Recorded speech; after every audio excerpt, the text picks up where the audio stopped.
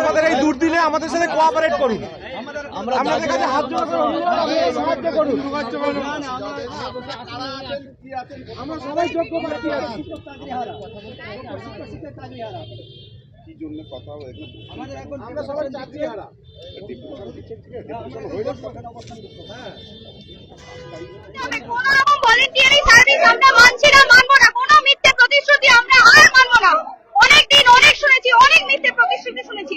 আমাদের লাশের উপর রাজনীতি করা চলবে না। এটাই আপনাদের হুঁশিয়ারি এখান থেকে।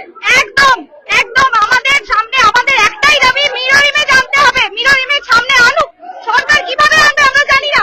Mirror image. বাংলা খবর, আপনার রাজনীতি, আপনার আওয়াজ।